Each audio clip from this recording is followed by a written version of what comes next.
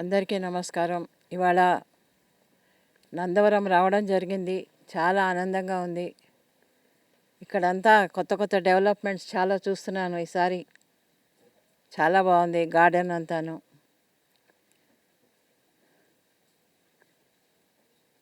లోపల ఒక 30 గంట ధ్యానం చేశాను. చాలా బాగా కుదిరింది, ఆనందంగా. గురు పౌర్ణమి, అందరూ రావాలి ఇక్కడికి, ప్రతి ఒక్కరూ. పత్రికారి మెసేజ్లో చెప్పారు, గురు పౌర్ణమి సదానంద స్వామి దగ్గర ప్రతి ఒక్కరూ రావడం, ఆయన నమ్మండి అని చెప్పారు. నమ్మితే ఏ గురువు అయినా అన్నీ ఇస్తాడు. అదే ఆయన దాని మెసేజ్లో అర్థము. కనుక ఈ 21న గురు పౌర్ణమి జరుగుతుంది. ఇక్కడ అన్నదానం జరుగుతుంది. మా మేనేజింగ్ ట్రస్ట్ ఇక్కడే ఉన్నారు. సో మీరు అందరూ వచ్చి దీన్ని సక్సెస్ఫుల్ చేయాలని నా కోరిక.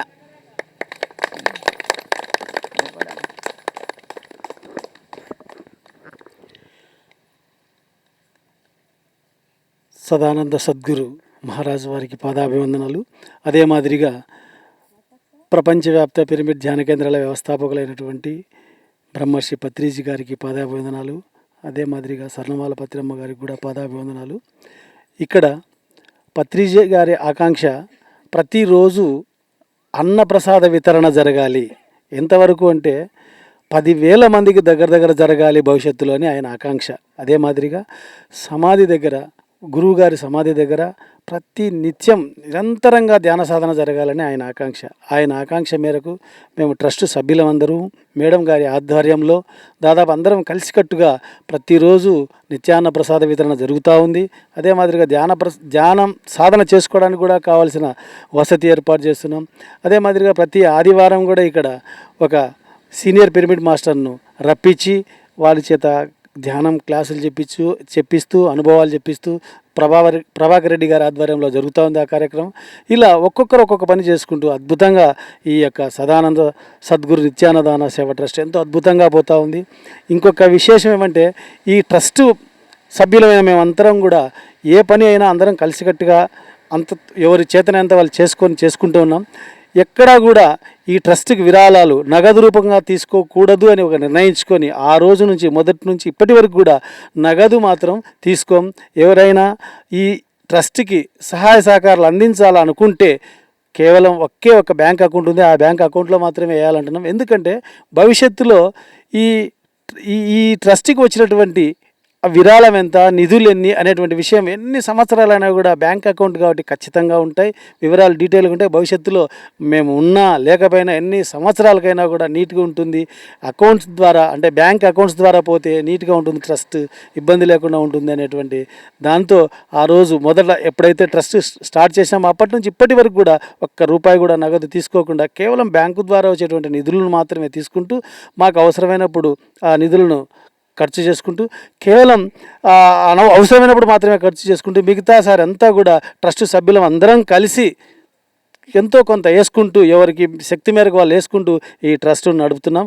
భవిష్యత్తులో కూడా ఎంతో అద్భుతంగా ఈ ట్రస్ట్ అంతా నడుస్తుందని ఆశిస్తూ రేపు 21వ తేదీ జరిగేటువంటి గురు పౌర్ణమికి యావత్ పిరమిడ్ మాస్టర్లు కాకుండా మిగతా వాళ్ళందరూ కూడా ఎంతోమంది కొత్త వాళ్ళు కూడా వచ్చి ఈ యొక్క సమాధి ప్రాంతంలో ఇది ఒక మహాశక్తి క్షేత్రం. పత్రిసారి చెప్పినాడు లాస్ట్లో, ఇది ఒక మహాశక్తి క్షేత్రము. ఈయన సదానంద సద్గురువు గారు మీరు నమ్మినా నమ్మకపోయినా నిరంతరం మిమ్మల్ని జాగ్రత్తగా చూసుకుంటాడు, మీకు కావాల్సినంత ఇస్తాడు. సదానంద సద్గురువు దగ్గర అన్నీ ఉన్నాయని ఆయన ఎంతో నమ్మకంతో చెప్పినాడు. ఆ నమ్మకం ఒమ్ము కాకుండా సద్గురువు గారు కూడా అందరికీ ఎంతో ఇక్కడ ఏదైనా జబ్బులు పడిన వాళ్ళు కానీ సమస్యలతో ఉన్న వాళ్ళు కానీ అనేక రకాలైనటువంటి వ్యక్తులంతా వచ్చి మాకు బాగా అయింది, మేము బాగా ధ్యానం చేసుకుంటాం, మేము శాకాహారులుగా మారుతామని ఎంతోమంది చెప్తున్నారు. కాబట్టి అందరూ రేపు గురు పౌర్ణమి రోజు ఇక్కడికి వచ్చి ధ్యానం చేసుకొని, ఇక్కడికి ముఖ్య అతిథిగా భిక్షమయ్య గురూజీ గారు వస్తున్నారు. ఆయన కూడా ఎంతో సందేశం ఇస్తారు. పత్రిజీ గారికి ఎంతో ఇష్టమైన వ్యక్తి ఆయన. అదే మాదిరిగా పిప్పల ప్రసాద్ గారు, ఆయన కూడా పత్రిజీ గారికి ఎంతో ఇష్టమైన వ్యక్తి. ఆయన కూడా సంగీతంతో మనలందరినీ అలరిస్తారు. ఇంకా ఎంతోమంది సంగీతం కూడా అవసరమైతే వాళ్ళతో కూడా చేపించి ఈ కార్యక్రమాన్ని విజయవంతం చేసుకుందాం. కాబట్టి అందరూ అద్భుతంగా ఈ యొక్క కార్యక్రమాన్ని విజయవంతం చేయాలని అందరికీ మనస్ఫూర్తిగా కోరుకుంటూ సెలవు. Thank you.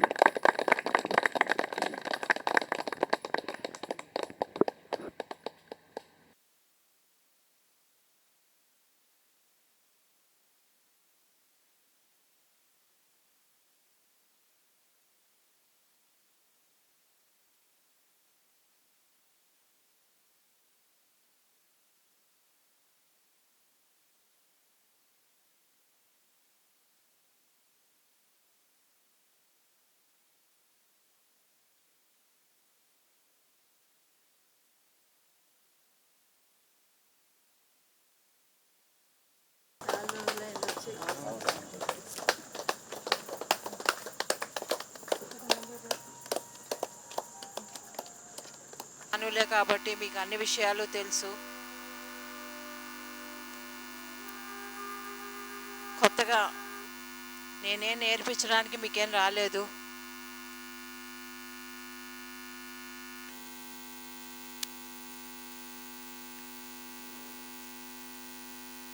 ఇప్పుడు మా జీవితం అంటే తెరిచిన పుస్తకమే, అందరికీ తెలుసు, ప్రతి ఒక్కరికేను.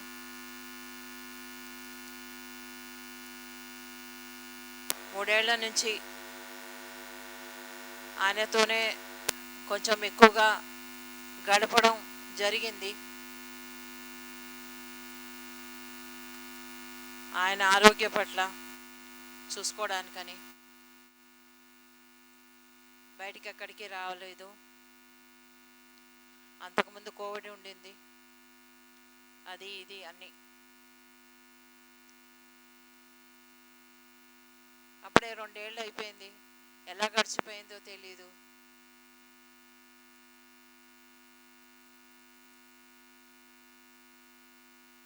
ఎందుకంటే ఎలా గడిచిపోయిందో ఎందుకు తెలియదు అంటే ఆయన ఉన్నారనే భావన ఇంకా అందరిలో ఉంది.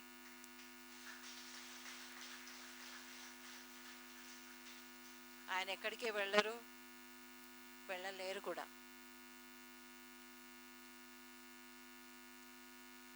ఆయన నాటిన విత్తనాలు ఇప్పుడు వృక్షాలు అయిపోయినాయి. అవన్నీ చూసుకుంటూ ఆనందంగా ఆయన ఉన్నారు.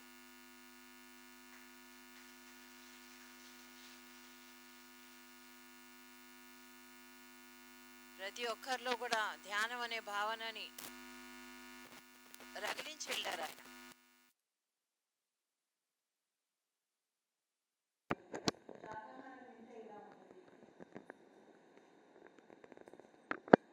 పిరమిడ్లు కట్టే ఇలా ఉంటుంది.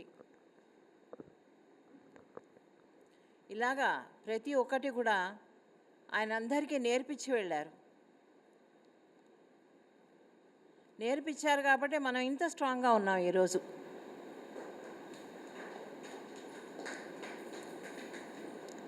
ఎవరిలోనూ ఏ దిగులు లేదు, ప్రతి ఒక్కరూ ఆనందంగా ఉన్నారు. ఆయన ఎలా కోరుకుంటున్నారో అలాగే ఉన్నాం మనం ఇప్పుడు. ఆయన వేసిన బాట ఎప్పుడు మనం తప్పలేదు కాబట్టే గట్టిగా ఉన్నాం. సో మనం ఇదే నడకలో పరిగెడుతూ ధ్యానం యొక్క విత్తనాన్ని మనం కూడా జల్లాలి అన్ని చోట్ల. మనం నేర్చుకున్నాం, కానీ అందరికీ నేర్పాలి కదా. ఆయన ఒక చోటే ఉండి, ఒక ఇంట్లోనే నాతోనే ఉండి, లేకపోతే పిల్లలతోనే ఉండి ఇంట్లోనే ఉంటే మీరందరు పుట్టారు కదా. కనుక ఇంకా మించి కూడా మీరందరూ బయటికి వచ్చి కాస్త ధ్యానం క్లాసులు తీసుకోవడమో, ధ్యానాలు చెప్పడమో, ఎవరింటికి వచ్చినా కూడా ధ్యానం చెప్పడమో, ఇలాగ ప్రతి ఒక్కరూ కూడా వాళ్ళ వంతు పని చేస్తూ ఉంటే ఆనందంగా ఉంటుంది. అంటే ఆ రోజు మేము పని చేశాము అని చెప్పడం అన్నమాట. మనకి తృప్తి అది. ఎప్పుడైనా కూడా పని చేస్తేనే తృప్తిగా నిద్రపోగలం. పని చేయకుండా నిద్ర పట్టదు.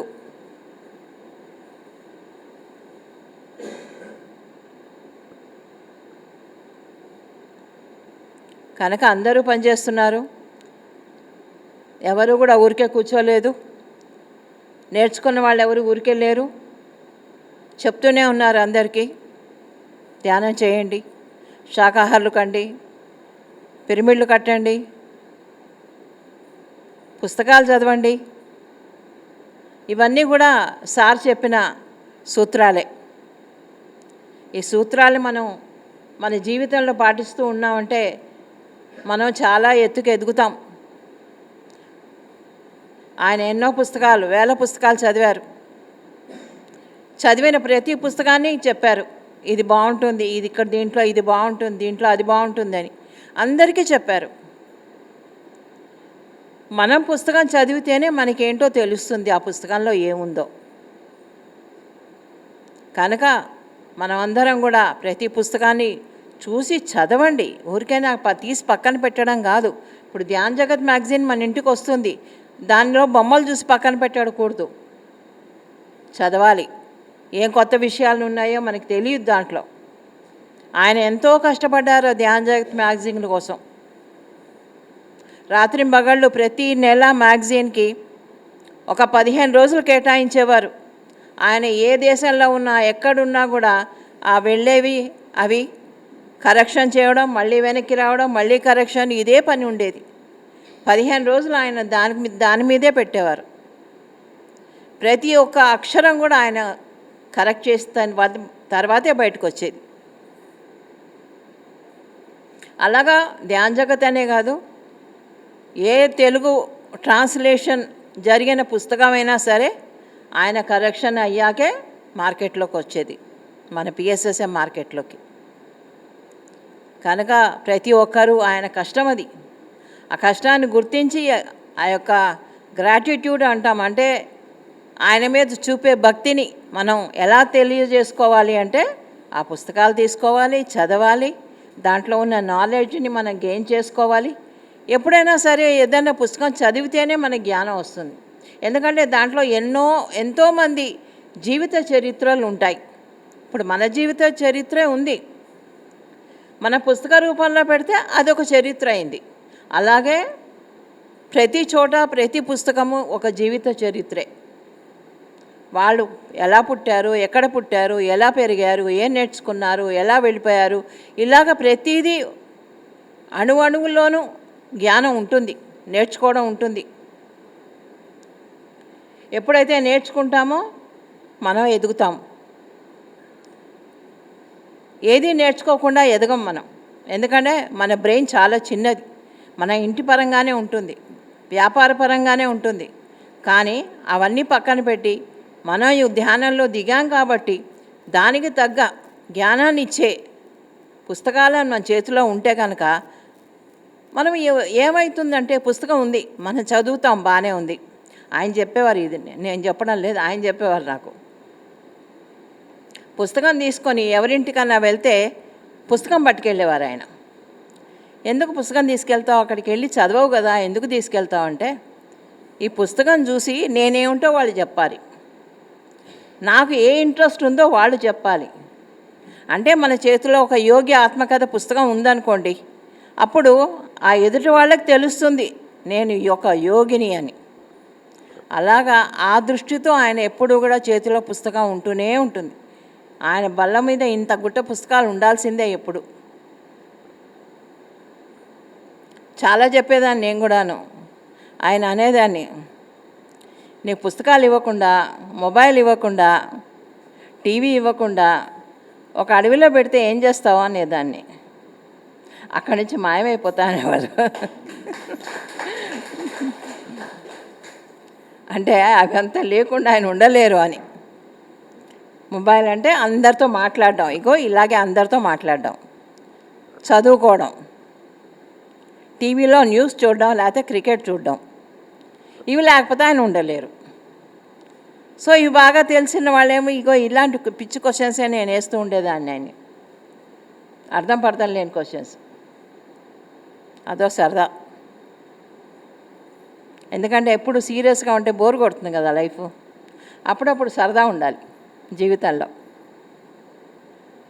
అలాగా ఆయన ఎప్పుడూ కూడా పుస్తకాలు చదివి చదివి చదివి దాంట్లో ఉన్న సారాన్ని చిన్న సెంటెన్స్లో చెప్పేవారు అందరికీ. ఏమి పెద్దది కూడా కాదు. మొత్తం పుస్తకం చదివితే కూడా మనం కష్టపడి చదివినా ఆయన చెప్పిన ఒక్క సెంటెన్స్లో వచ్చేస్తుంది మొత్తం అర్థం. మొన్ననే ఒక పుస్తకం చదివాను, ఏదో పుస్తకం చదివాను. ఆ పుస్తకంలో ఏంటి, ఆయన చెప్పిన సెంటెన్స్ ఏంటంటే, ఆయన దాంట్లో ఏం రాసిందంటే, మనం ఎవరి మీద ఏమీ మాట్లాడకూడదు. అంటే మన ఎదురుగుండా లేని మనిషి గురించి మనం మాట్లాడకూడదు. అది ఉంది ఆ పుస్తకంలో. దానికి సార్ ఆ పుస్తకం అంతా చదివితే అర్థమైంది ఇది. ఆ పుస్తకం చదవకుండానే ఆయన ఏం చెప్పారు, gossip is the soul cancer అని. క్యాన్సర్ ఫర్ ద సోల్ అంటే ఒకళ్ళ గురించి మాట్లాడడం అనేది ఒక సోల్కి క్యాన్సర్ లాగా అంటుకుంటుంది అని. కనుక మనం ఎంత జాగ్రత్తగా ఉండాలి. ఏదన్నా కూడా మనం వినడం మర్చిపోవడం కాదు, ఏదన్నా వింటే దాన్ని ఆచరించడం ఎలాగా అని ప్రయత్నం చేయాలి. ఎప్పుడు కూడా మన ముందర లేని వాళ్ళ గురించి మనం మాట్లాడడం అనేది మాట్లాడవచ్చు, మంచిగా మాట్లాడుకోండి, మంచి విషయాలు మాట్లాడండి, తప్పేం లేదు. కానీ అనవసరమైన కామెంట్స్ చేయడం అదేమవుతుంది, మన సోల్కి అంటుకుంటుంది, మన ఆరాలో చిల్లులు పడుతుంది. మన చుట్టూ ఉన్న దాన్ని ఏమంటారు, ఆరాని ఏమంటారు, ఎథరిక్ బాడీ అనేది వేరే, ఆరాన్ అంటే ఒక కలర్ ఉంటుంది అనమాట, దానికి ఒక శక్తి ఉంటుంది. ఆ శక్తిలో ఏమవుతుంది, ఎప్పుడైతే మనం ఇలాంటి మాటలన్నీ మాట్లాడి ఒక్కొక్క మాటకి ఒక్కొక్క కన్నం పడుతూ ఉంటుంది అనమాట. చిల్లు పడ్డ కుండలో ఏముంటుంది, నీరు ఉండదు. అలాగా మనం చేసుకుంటాం మన జీవితాన్ని. కనుక ఎప్పుడు కూడా మనం పాజిటివ్గా ఉండాలి, ఎదుట వాళ్ళని పాజిటివ్ మాటలు చెప్పాలి. నేను అనేదాన్ని, నేను నెగిటివ్ న్యూస్ చూస్తావు కదా ఎప్పుడు, ఎందుకు చూస్తావు అనేదాన్ని. నేను చాలా పాజిటివ్ ఆలోచిస్తాను, బ్యాలెన్స్ అవ్వడానికి నెగిటివ్ న్యూస్ చూస్తాను అనేవారు. ఇదంతా కామెడీ అనుకోండి, నిజంగా కాదు. సో ఇలాంటి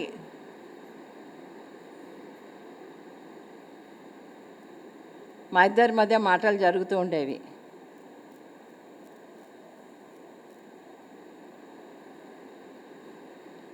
చాలా బాగా గడిచింది. ఒక అడిగారు నన్ను, మీ జీవితంలో మంచి హ్యాపీగా ఉండే మూమెంట్స్ ఏంటి అని.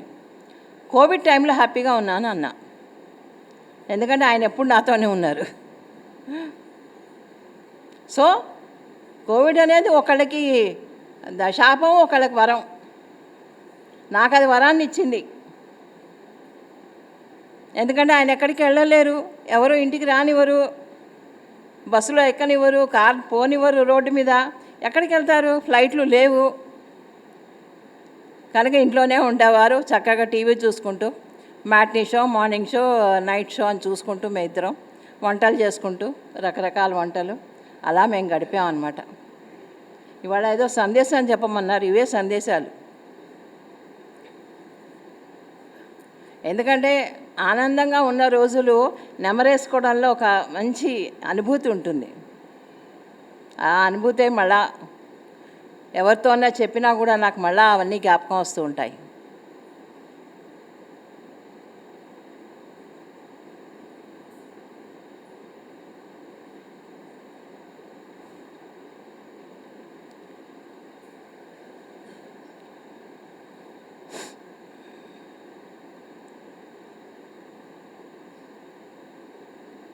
ఏమన్నా క్వశ్చన్స్ ఏంటి చెప్తా.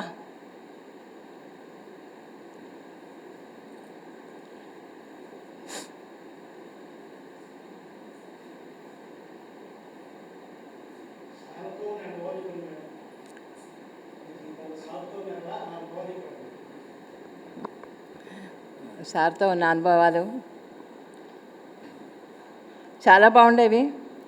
నాకు చాలా కోపాలు కూడా వస్తుండేవి. ఎందుకంటే చాలామందిని వేసుకొని ఇంటికి వస్తుండేవారు. వంట చేయాలి, మరి ఏమున్నాయో ఏం లేవో చూసుకునేవారు కాదు, తీసుకొచ్చేయడమే.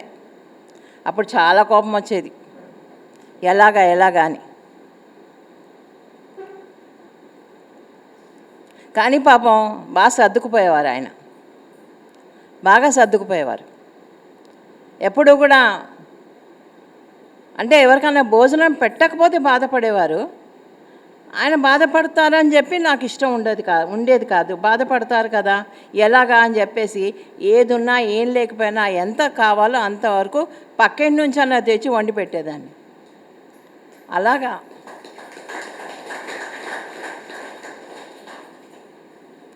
అంటే లేదు అనే పదాన్ని ఆయన ఎదురుగుండా వాడడం అనేది నాకు ఇష్టం ఉండేది కాదు, ఆయనకి ఇష్టం ఉండేది. అలాంటి అనుభూతులు చాలా ఉన్నాయి. కోకొల్లలు 1 2 50 ఏళ్ళు.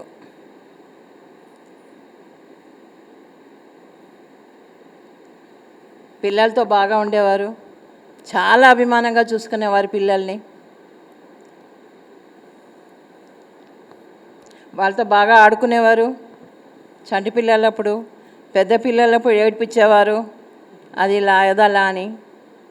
ఇంటికి వస్తుంటేనే డాడీ ఎప్పుడు వెళ్తావు అంటే ఎప్పుడు దింపినా మళ్ళీ ఎప్పుడో వెళ్తారని తెలుసు. అందుకే అమ్మాయిలు అడిగేవారు, డాడీ ఎప్పుడు వెళ్తావు మళ్ళీ. ఆయన రాగానే ఓపెన్ చేసి చూసేవారు, ఏమున్నాయో, చాక్లెట్లు ఉన్నాయో, పుస్తకాలు తప్ప ఏముండేవి కాదు. అలాగ పిల్లలతోటి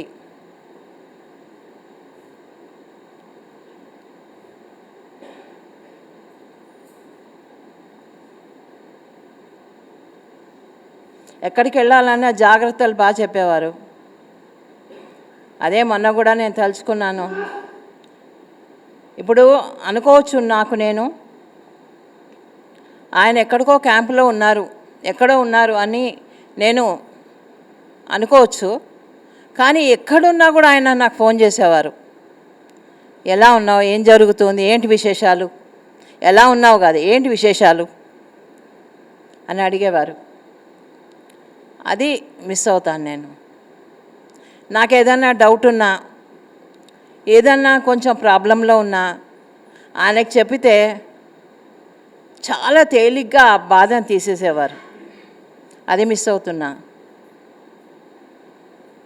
కానీ ఇప్పటికీ కూడా ఏదన్నా నాకు ప్రాబ్లం అంటూ వస్తే, మీ అందరూ కూడా అదే చేస్తుండొచ్చు, నేనే కొత్తగా కాదు, ఆయన ఫోటో చూడడం, వీలైతే 4 తిట్లు తిట్టడం, లేకపోతే క్వశ్చన్ వేయడం, ఇది ఎలా ఉంది, ఏం చేయాలి నేను ఇప్పుడు. కానీ ఆన్సర్ వచ్చేది, ఆన్సర్ తప్పకుండా వచ్చేది. అది చెప్పకుండానే చెప్పేవారు. అదా జరిగిపోయేది, అది జరిగిపోతుంది. అలాగా ఆయన ప్రతిదీ సూచిస్తూ దారి చూపిస్తూ వెళ్తున్నారు ఇప్పటికీ కూడా. కల్లోకి వస్తారు కానీ ఏముండదు అక్కడ. రావడం ఎట్లా అంటే అందరినీ తీసుకురావడం, ఏదో క్లాసులో ఉండడం, ఇవే కనపడతాయి నాకు. వంట చేస్తూ నేను ఉండడం. సో ఇలాంటివే అనుభూతులు, చాలా గ్రేట్ అనుభూతులు అవి. ఆయన నాకు నేర్పించింది ఓపిక, పేషెన్స్. ఓపికతో ఉండాలి, ఏదన్నా సరే ఓపికతో ఉండాలి. ఎదుట వాళ్ళు ఏమన్నా అన్నా సరే ఓపికతో ఉండాలి. అవమానించినా ఓపికతో ఉండాలి, భరించాలి అని నాకు చెప్తూ ఉండేవారు ఆయన ఎప్పుడు. ఆయన ఎన్నో భరించారు, ఎన్నో అవమానాలు భరించారు ఆయన కూడా. ఏమి చిన్న చితక అవమానాలు కాదు. కనుక అదే నాకు చాలా నేర్పారు. ఆ విషయాల్లో రియల్లీ ఐఎమ్ వెరీ హ్యాపీ.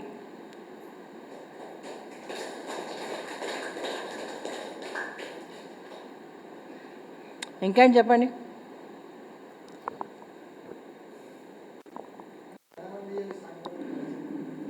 నా పరిచయమా? సదానంద స్వామి అంటే నాకు అస్సలు ఇష్టం లేదమ్మా.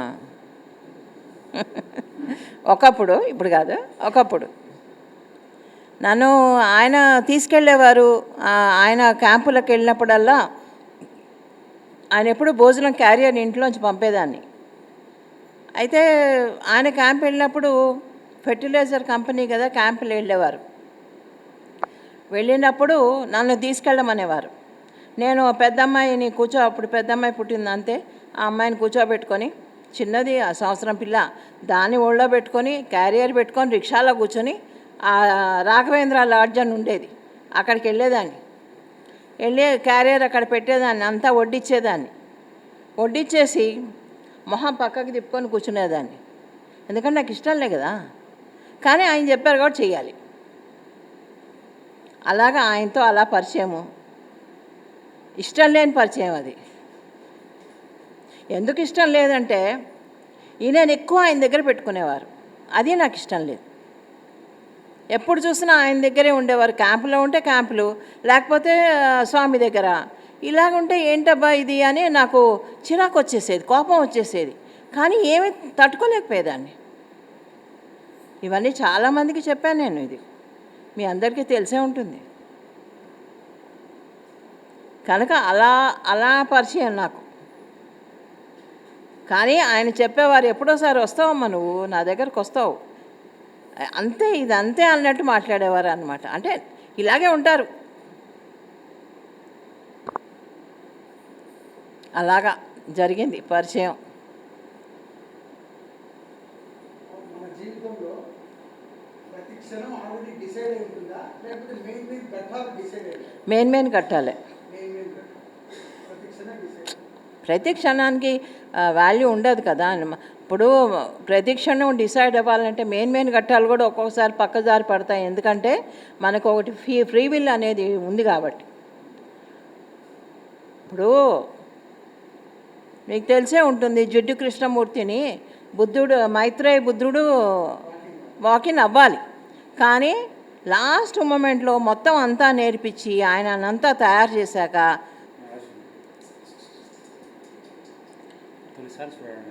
ఓకే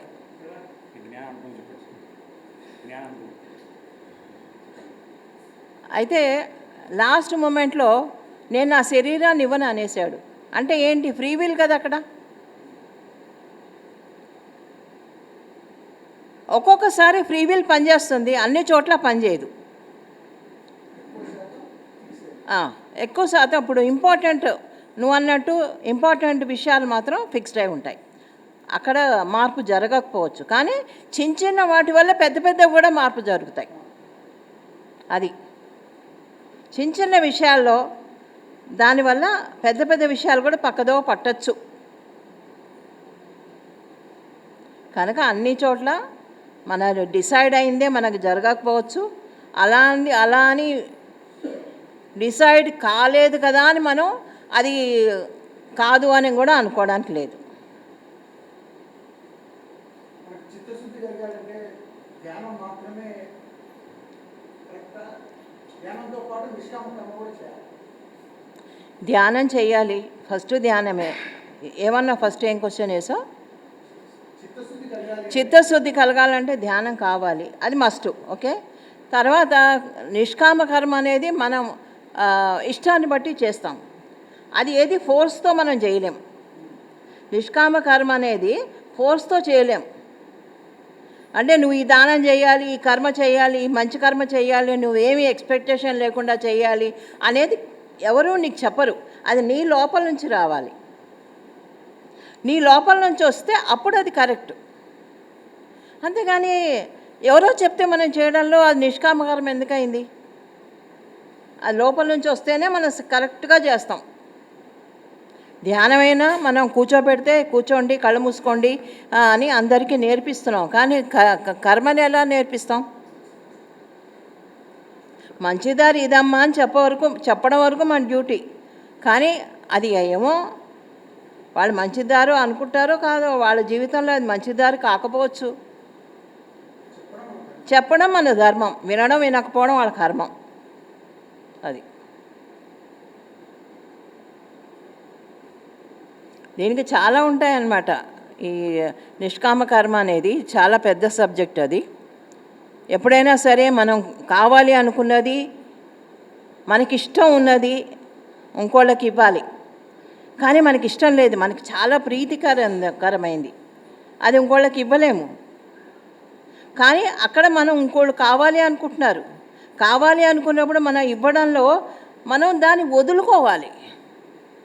అక్కడ వదులుకోవడంలో చాలా ప్రతిభ కావాలి. అంటే మనం చాలా ఎత్తుకు ఎదిగితేనే మనకు ఆ శక్తి వస్తుంది, వదులుకోగలిగే శక్తి. కనుక నిష్కామ కర్మ అంటే కామించకుండా కర్మ చేయడం, అంటే ఎక్స్పెక్టేషన్ లేకుండా.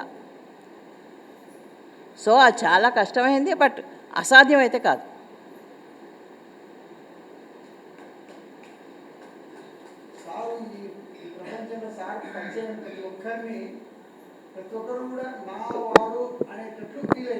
అవును,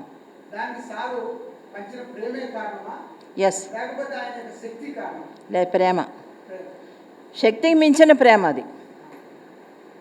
ఆ ప్రేమతోనే ప్రతి ఇంటికి వెళ్ళడం, వాళ్ళ ఇంట్లో మనుషులతో కలవడం, వాళ్ళ ఇంట్లో పిల్లలతో చక్కగా దగ్గర కూర్చోవడం, పిల్లల్ని దగ్గర వాళ్ళ తల్లి తండ్రి ఎలా అయితే దగ్గర తీసుకుంటారో ఆయన దగ్గర తీసుకోవడం, వంట చేసి పెట్టడం, అందరికీ సమానంగా వడ్డించడం, మరి ఇవన్నీ అది ప్రేమ.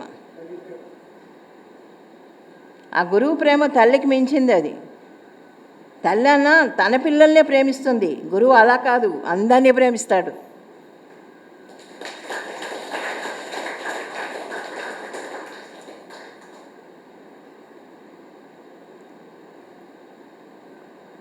అందుకే గురువు ప్రేమను ఎవరితోనూ పోల్చలేము మనం. అదే అంటున్నాక తల్లి కానే కాదు అది. ఆ తల్లి ప్రేమలో స్వార్థం ఉంది, అది చాలా స్వార్థం ఉంటుంది తల్లికి, అంతా ఇంత కాదు. ఆ పిల్లల మధ్యలో కూడా మళ్ళీ తేడాలు ఉంటాయి.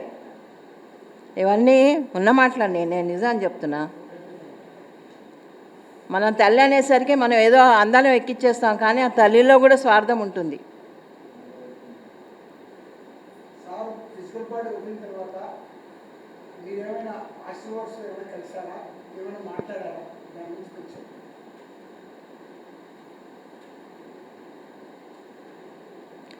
ఆస్ట్రల్ వరల్డ్స్ అనేది ఇప్పుడు కళలో కలవడమే ఆస్ట్రల్ వరల్డ్. నేనున్నాను అనే ఫీలింగ్ ఎప్పుడూ నాకు చూపిస్తూ ఉంటారు. నేను ఎక్కడికి వెళ్ళలేదు, ఇక్కడే ఉన్నాను అంతే. మరి మీకు ఎలా నాకంతే సేమ్. ఆయన చెప్తున్నాగా ఎవరిని భేదభావం చూపించాలి ఆయన, అదే ప్రేమ అంటే. మీరొకటి నేనొకటి కాదు, ఇక్కడ నాకేం స్పెషల్ ట్రీట్మెంట్ లేదు, మీలాగే నేను కూడా ఎటొచ్చి ఆయనతో గడిపాను, ఆయనతో ఉన్నాను అంతే.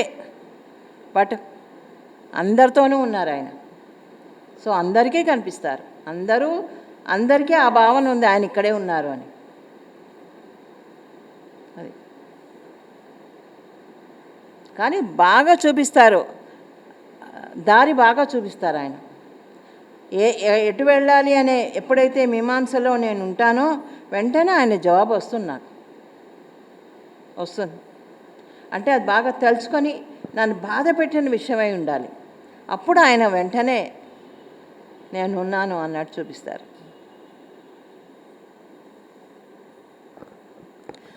మొన్న నాకు ఒంట్లో బాగాలేదు, మీ అందరికీ తెలిసే ఉంటుంది.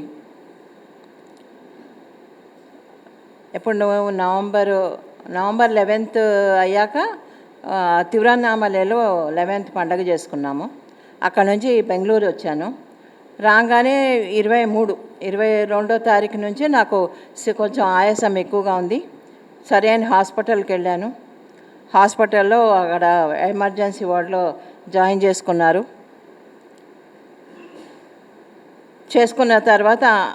చేసుకున్నాక ఆ రోజు రాత్రే విపరీతమైన ఆయాసం వచ్చేసింది. అది ఆయాసం అంటే ఏం లేదు, బీపీ పెరిగిపోయింది, శ్వాస అందడంలే, ఎగశ్వాస వస్తుంది. వెంటనే ఐసీయూకి షిఫ్ట్ చేశారు.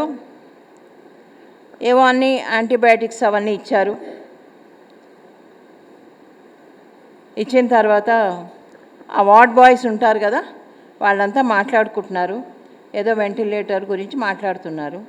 నాకు వెంటిలేటర్ అంటే నా అనుభవంలోకి ఏంటంటే, మా అక్క వెంటిలేటర్ తీయంగానే వెళ్ళిపోయింది, మా బావగారు అలాగే వెళ్ళిపోయారు. సో వెంటిలేటర్ పెడితే అది లాస్ట్ స్టేజు. అని నా ఫీలింగ్ అది అని అనుకుంటుంటే వాళ్ళని అడిగాను కూడా వెంటిలేటర్ ఎందుకంటే అని అడిగాను, ఎందుకు వెంటిలేటర్ గురించి మాట్లాడుతున్నానంటే, లేదమ్మా మేము ఏదో మాట్లాడుకుంటాం, మీరు అన్నీ వినకూడదు అన్నారు. సరేలే వినానని చెప్పి కూర్చున్నా. ఇంతలో పెట్టారు అది నాకు. పెట్టాక ఒక 5 నిమిషాలు 10 నిమిషాలు అయిందేమో. అయిన తర్వాత నేను ఆయనతో మాట్లాడడం మొదలెట్టాను. ఇప్పుడు నాకు వెంటిలేటర్ పెట్టారు, నేను బయటకు వస్తాను లేదో నాకు తెలీదు, నాకు ఏదైనా పని ఉంటే ఇక్కడ ఉంచు, లేదా నీ దగ్గర తీసుకెళ్ళిపో, నాకు అవసరం లే, నాకేమీ దిగులు లేదు, I'm accepting to come with you అని చెప్పాను. ఆయన ఏగో ఇట్లాంటి కుర్చీలోనే కూర్చున్నారు, ఎర్ర చొక్కా వేసుకున్నారు, హాస్పిటల్లో కాలు మీద కాలు వేసుకొని తెల్ల పైజామా వేసుకొని కూర్చొని ఉన్నారు. కళ్ళు తెరిచే చూస్తున్నా అన్నీ, కానీ నాకు సెన్సెస్ లేవన్నమాట. కొంచెం కాన్షియస్నెస్ తగ్గుతూ ఉంది. చూస్తుంటే ఇప్పుడు నువ్వు హాస్టల్ గురించి మా కలిసారని అడుగుతుంటే చెప్తున్నా. ఇది అడిగితేను ఆయన ఏం మాట్లాడలేదు, నవ్వను కూడా నవ్వలేదు, మామూలుగా కూర్చొని ఉన్నారు. కూర్చొని నన్ను చూస్తూ ఉన్నారు. ఆయన కళ్ళలో అలా చూస్తారు, అలా చూసిన తర్వాత మెల్లగా లేచారు. అక్కడే వార్డులోనే పచారులు చేస్తున్నారు. ఈ లోపల నాకు అప్పటికే గంటన్నర పైన పెట్టారు. అది మెల్లిగా తల వాల్చేశాను, పడుకున్నాను. నిద్ర కూడా కాదు అది, అంతే. ఆ తర్వాత పొద్దున్నకే మధ్యరాత్రికే ఆ వెంటిలేషన్ తీసేశారు. ఓవర్ యాక్టివ్ అయిపోయాను నేను. నాకు ఆశ్చర్యం వేసింది. అంటే అప్పటిదాకా ఉన్న మూలుగులు, ఆ ఎగశ్వాస, ఆయాసము ఎక్కడ పోయినాయో మాయమైపోయినాయి. ఇలాగా తుడిచిపెడితే ఎలా పోతుంది, నా అద్దం ఎంత క్లీన్గా ఉంటుంది, అలా అయిపోయాను నేను. అదే టైంలో మనకెవరు సంబంధం లేదు, ఎక్కడో ఉన్నారు ఆయన, గంగావతిలో ఉన్నాడు ఆయన, అరుణ అని. వాళ్ళ నాన్నగారుకి ధ్యానంలో కూర్చుంటే సేమ్ టైంలో రాత్రి 1 గంట 11:30 1 గంట మధ్యలో ఆయనకి ధ్యానంలో వచ్చిందంట. ఇలాగ నేను మాట్లాడడం అంతా విన్నారంట. ఆయన విని ఆయన ఏమన్నారంట పత్రికారు, సరే నేను తీసుకెళ్తాను, కానీ నెక్స్ట్ వెంటనే నువ్వు జన్మ తీసుకోవాలి.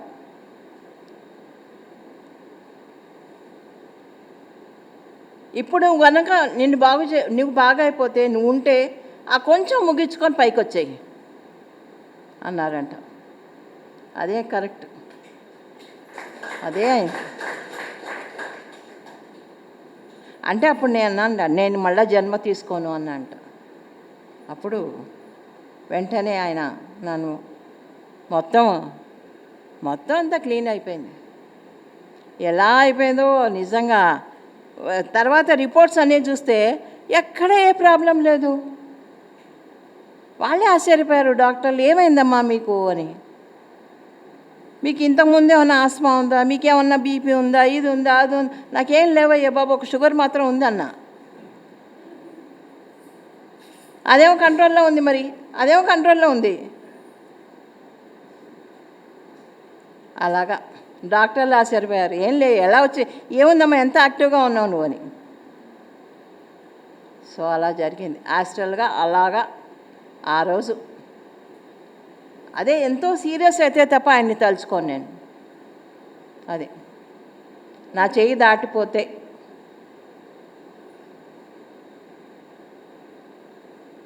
ఇంకా ఇలా మాట్లాడుతూనే ఉంటాను. టైం ఎంత అయిందో.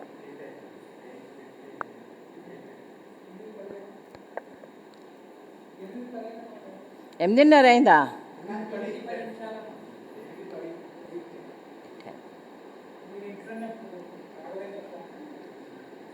అంటే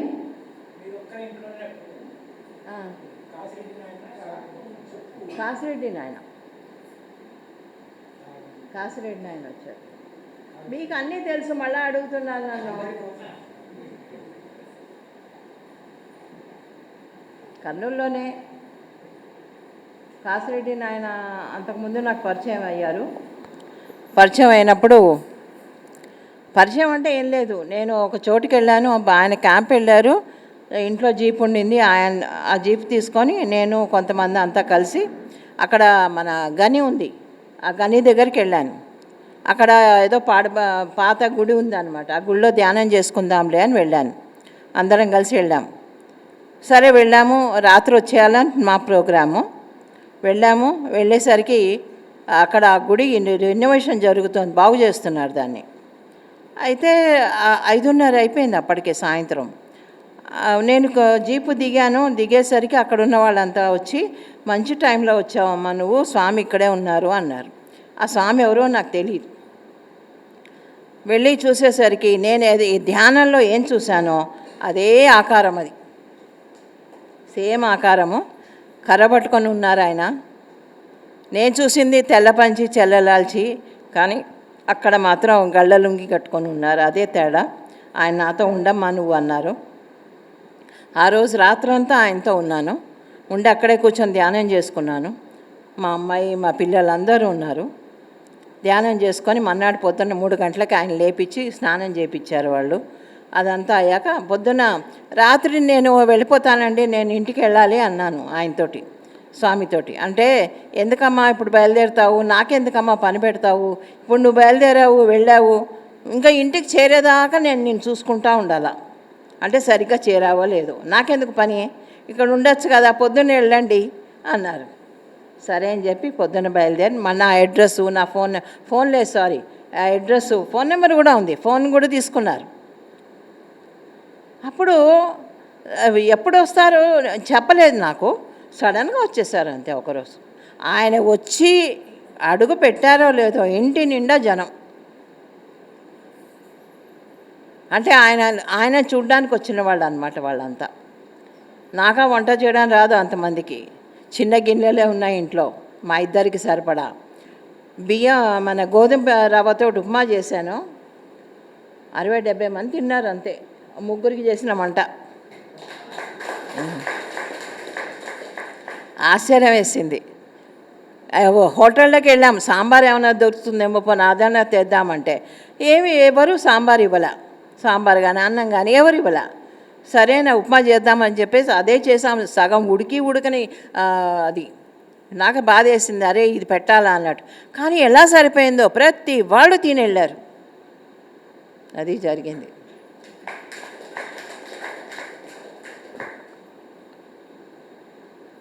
సో ఇలాంటి ఎక్స్పీరియన్స్లు చాలా ఉన్నాయి.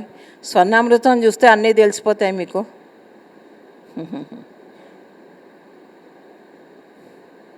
నా జీవితం అంతా దాంట్లోనే ఉంది, ఏమి కొత్తగా ఏం లేవు.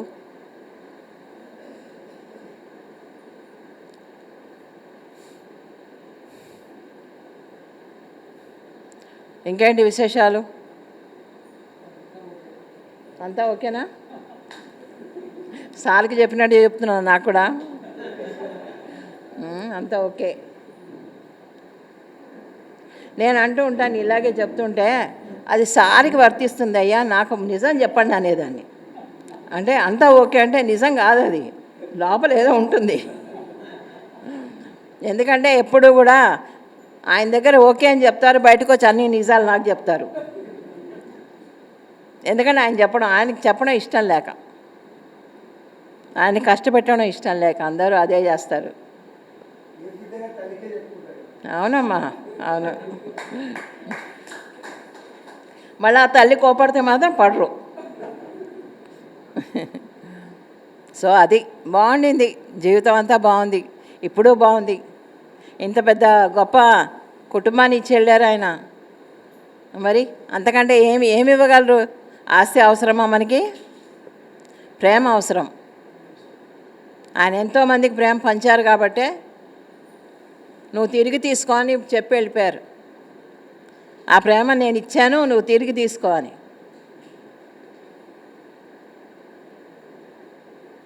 అది నా జీవితం. ఓకేనా?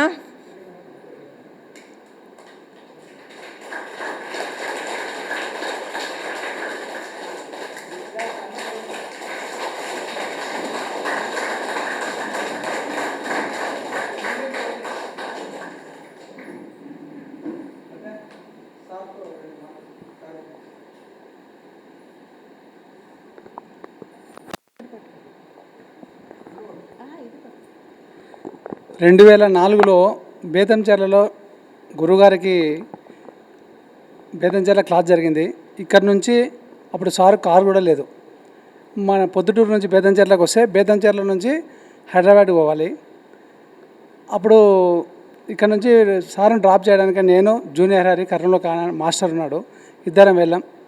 కర్నూలులో రాత్రి పండుకొని పొద్దున పోదామని అన్నాడు. పొద్దున పోతున్నప్పుడు పొద్దున పోయినాం. తర్వాత మేడం వాళ్ళ ఇంటికి 10:30కు పోయినాం ఉదయం. మేడం ఏం చేసిందంటే, అయ్యా నాకు ఓపిక లేదు, కేర్ సెంటర్కి వెళ్ళి టిఫిన్ చేసి భోజనం చేసి రండి అన్నాడు అనేది మేడం. అంటే పత్రిసారు సమయానికి భోజనం టైంకి కరెక్ట్గా మేడంని అడిగినాడు పిల్లలు ఎక్కడ విన్నారని. అంటే వాళ్ళని భోజనం చేసి రమ్మన్నానంటే మేడం అరిచి పిల్లల్ని రమ్మని ఇంటికి ఖచ్చితంగా రావాల్సింది, ఇంటే భోజనం చేయాలంటే మేము ధ్యానం చేస్తున్నాం కేర్ సెంటర్లో బాగా. ఆయన వచ్చి కేర్ సెంటర్ లేపుతున్నాడు. ఏం స్వామి నేను ధ్యానం చేస్తుంటే లేపుతున్నావు నువ్వు అన్నా నేను. అంటే స్వామి మేడం అడుస్తున్నాడు సారు, నువ్వు ఖచ్చితంగా తొందరగా పోవాలంట మేడం చెప్తుంది అన్నాడు. అని సార్ వస్తే మేము పోతే మేడం మాస్టర్స్ ఒక అతిథిని ఎలా ఆహ్వానిస్తాడనేది పత్రిసారం చూసి నేర్చుకోవాలి మనం. మా జీప్ వస్తేనే ఆడ మా వెహికల్ వస్తేనే వచ్చి భుజం మీద చేసి రావయ్య స్వామి నీకోసం ఎదురు చూస్తున్నాను అని చెప్పి తోడుకొని పోయి నన్ను హరిని ఇద్దరిని మేడం వడ్డీ వీళ్ళ పిల్లలకి అని చెప్పి వడ్డీ దగ్గరుండి మేడం వడ్డిచ్చి సార్ నిలబడి మళ్ళీ బయట కూర్చొని భోజనం చేసిన తర్వాత బయటకు వచ్చి సార్ భుజం చేసి ఏమైనా సంగతులు అన్నాడు. అప్పుడే బాబు మోహన్ కుమారుడు చనిపోయినాడు. ఆ సంవత్సరమే చనిపోతే బాబు మోహన్ సార్ అప్పుడే వచ్చినాడు. సేమ్ నన్ను ఎట్లా ఆహ్వానిస్తున్నాడో రాయ స్వామీజీ అని ఏమీ తేడా లేదు మాస్టర్.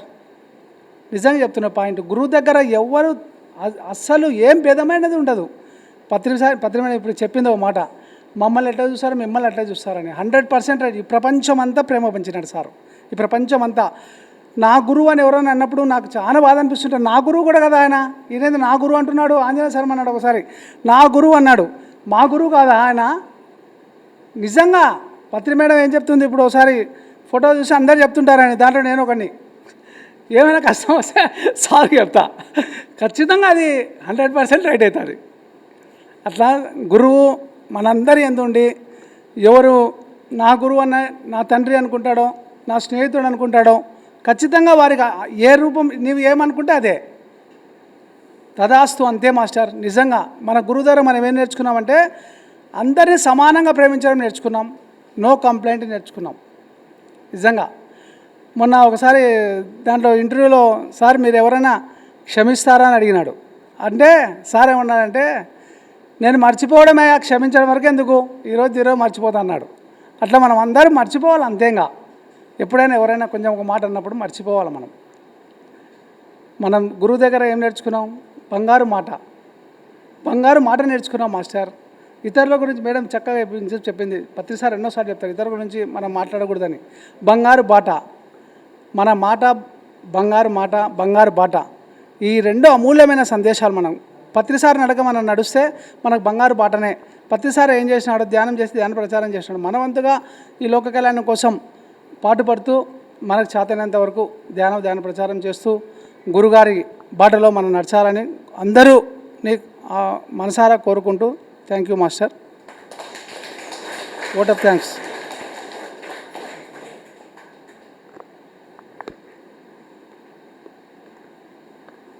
ఏమైంది కాలికి? కూర్చో.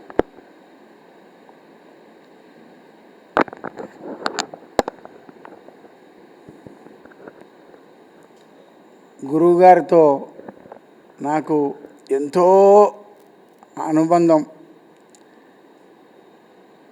సారు ఒరే అని పిలిచే వాళ్ళలో నేను ఒకడిని.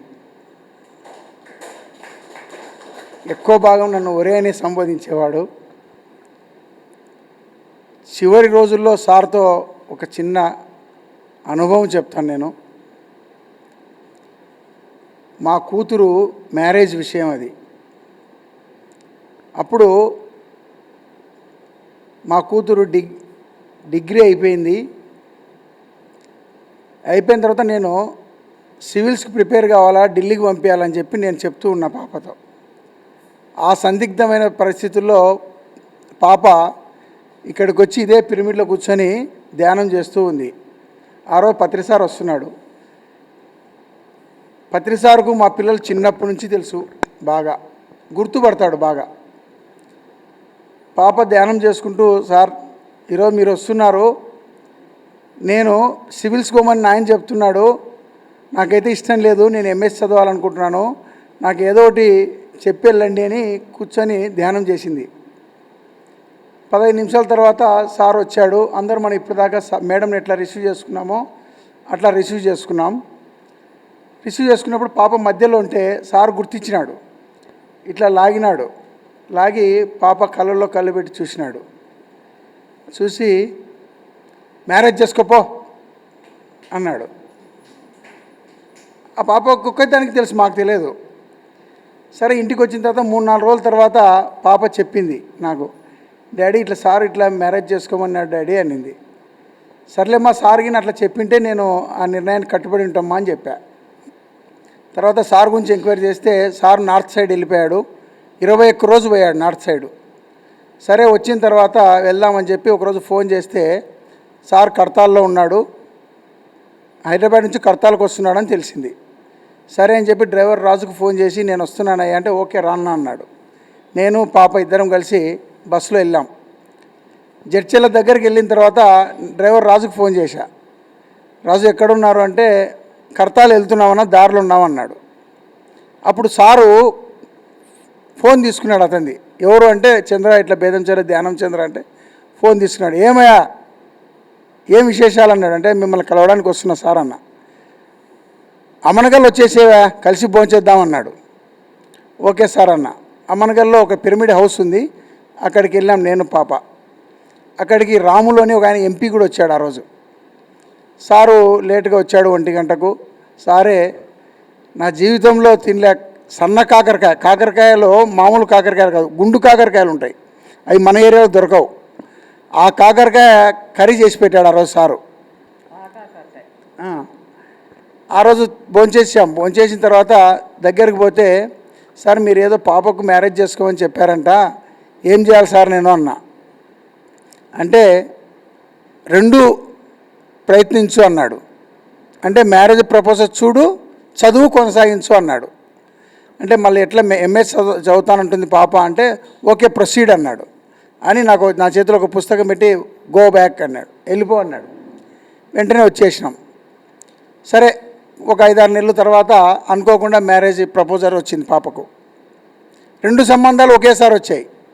2 ఫోటోలు సెల్లో తీసుకున్నా. సంక్రాంతి పండుగ రోజు జమ్మలమడుగులో అగస్త్యకోన అని ఒక ప్రాంతం ఉంది, అక్కడికి సార్ స్టే అవుతున్నాడని తెలిసింది. ఇక్కడ నుంచి ధ్యానమిత్రులు అందరం కలిసి వెళ్ళాం 2 వెహికల్లో. 2 సెల్లో, నా సెల్లు పిరమిడ్ ప్రసాద్ సెల్లో 2 ఫోటోలు పెట్టుకున్నా. రాత్రి 9:30-10 గంటలప్పుడు సారు ఒక్కడుంటే పోయా. సార్ అంటే ఏం రా అన్నాడు. ఇట్లా పాపకు మ్యారేజ్ ప్రపోజల్స్ వచ్చాయి సార్ అన్న. ఏది అంటే 2 ఫోటో ఇట్లా చూపించిన, ఒక ఫోటోని ఇట్లా టిక్కు కొట్టాడు. పో అన్నాడు. ఓకే అని ఇంటికి వచ్చిన తర్వాత సరే మ్యారేజ్ ప్రపోజల్ వచ్చింది, అది మ్యారేజ్ ఖాయం చేసినాం. ఖాయం చేసిన సార్కి తెలియాలి అని చెప్పి బెంగళూరుకి వెళ్ళాం. వెళ్తే నాకు ట్రాఫిక్లో బండి తోలేని ఒక డ్రైవర్ని పిలుచుకొని పోయినా. వాడు నడి ట్రాఫిక్లో వదిలిపెట్టిపోయినాడు నన్ను, లేట్ అయిందని చెప్పి. సరే నేనే డ్రైవింగ్ తీసుకొని చిన్నగా పోయినాం. రాత్రి 10:30 అయిందండి. 10:30 అయింది. నేను ముందు పిఏకి ఫోన్ చేసి చెప్పిన నేను వస్తున్నాను, గేట్ కాడ చెప్పండి అని. సరే అని చెప్పి ఆడికి పోగానే నాకు ఫోన్ వచ్చింది అక్కడ నుంచి, సార్ నీకోసం వెయిట్ చేస్తున్నాడు, తొందరగా వచ్చేయని. బ్యాగులు టకటక రూమ్లో పెట్టేసి అందరం కాలుముఖం కడుక్కొని సార్ దగ్గరికి వెళ్ళాం. 10:45 అయింది. సార్ మేల్కొని ఉన్నాడు రూమ్లో. డోర్ తీసి చిన్నగా ఇట్లా చూసిన, రారా అన్నాడు గట్టిగా. దగ్గర పోయినా, ఏం రా వచ్చినావు అన్నాడు. మిమ్మల్ని కలవడానికి వచ్చాను, పాప బాబు అందరం కలిసి వచ్చాము సార్ అన్న. ఓకే భోంచేసినావా అన్నాడు. సార్కి అబద్ధం చెప్పడం తెలియదు, కొంచెం లేదు సార్ సాయంత్రం స్నాక్స్ తిన్నామన్నా. అబ్బాయిని పిలిచినాడు, భోజనం ఉందా అన్నాడు. అంటే లేదు సార్ అని. భోజనం రెడీ చేయి 15 నిమిషాల్లో అన్నాడు. అప్పుడు పెద్దక్క ఉన్నది, వంట వండి 10:45 నుంచి 11:15-11:30లోకి భోజనం వండి మేమందరం తిన్న తర్వాత మళ్ళీ నన్ను కలుసు అన్నాడు. అన్నం తిని ఆయన దగ్గర పోయి కలిసి పోయి పండుకొని ఉదయం రాపోండి అంటే ఎంత ప్రేమ ఉంటే అది సాధ్యమవుతుంది చెప్పండి. ఒక గురువు ప్రేమ అటువంటిది. ఆయనకు ఉదయం లేచి మళ్ళీ మ్యారేజ్ ఫిక్స్ అయిందని డ్రెస్ తీసుకొని పోతే ఎందుకు తెచ్చావురా, ఎప్పుడు డ్రెస్సులు దండిగా ఉన్నాయి ఇప్పటికే అన్నాడు. అదే నేను లాస్ట్ ఆయనతో బాగా కలిసి మాట్లాడడం, ఆయనతో అంత అనుబంధం. ఎప్పుడు కలిసినా నా వ్యాపారం గురించి అడిగేవాడు, పిల్లల గురించి అడిగేవాడు. ఆధ్యాత్మికం తక్కువ కానీ ఎప్పుడు నన్ను ఈ విషయాలు మేము పర్సనల్ కొట్టి ఈ విషయాలే మాట్లాడేవాడు నాతో. అంత అనుబంధం. చివరిగా సార్కు ఇట్లా సిక్ అయినాడని తెలిసింది. ఇక్కడికే ఉన్నాము నేను రాజన్న అందరం. గాబరాగా ఉంది. అందరికి ఫోన్లు చేస్తున్నా, మురళీధర్ సార్కు, గుణాకర్ రెడ్డి సార్కు, అందరికీ ఏమైంది అంటే గుణాకర్ రెడ్డి ఏం కాదు లేవా సార్కు, ఇట్లాంటి ఎన్నో చూసినాం, మళ్ళీ సారు రికవర్ అవుతాడు, ఏం భయపడాక అంటున్నాడు. మురళీధర్ సార్ చూస్తే నేను బయలుదేరుతున్నా అంటున్నాడు. సరే అని అందరం కలిసి బయలుదేరి వెళ్ళాం కర్తాల్కు. వెళ్తే సార్కు నేను ధ్యానం మొదలుపెట్టినప్పటి నుంచి ప్రతి గురు పౌర్ణమికి సార్కు డ్రెస్ తీసుకురావడం నాకు అలవాటు. అది నా బాధ్యతనో ఏమో నాకు తెలియదు కానీ ఒకసారి ఇక్కడికే ఇదే రూమ్లోకి వచ్చాడు. నేను ఆ సంవత్సరం గుడ్డలు తీసుకురాలే, మళ్ళీ మర్చిపోయినానో బాధ్యత రహితం నాకు తెలియదు కానీ తీసుకురాలే. చాలామంది ఒక 2-3 డ్రెస్సులు తెచ్చారు, అక్కడ బెడ్ మీద పెట్టాడు. శివప్ప, కేశవరాజు, నేను అందరం ఉన్నాం. సారు స్నానం చేసి వచ్చాడు, ఇక్కడికి నిలబడుకున్నా నేను. అట్లా చంద్ర డ్రెస్ ఏది అన్నాడు. ఆశ్చర్యం వేసింది. నేనైతే డ్రెస్ తీసుకురాలే, ఎమ్మడి తల వంచినాను. పర్లేదు లేవయా అన్నాడు. ఆ రోజు నేను స్పృహణకు వచ్చింది, ఒరే నేను తప్పు చేశాను, నా బాధ్యత ఏమో ఇది అనుకొని ఆ రోజు నుంచి ప్రతి గురు పౌర్ణమికి తీసుకెళ్ళడం నాకు ఒక బాధ్యతగా తీసుకుంటా. అట్లా ఆ సంవత్సరం కూడా డ్రెస్ తెప్పించి పెట్టాను, చీరాల నుంచి తెప్పించిన.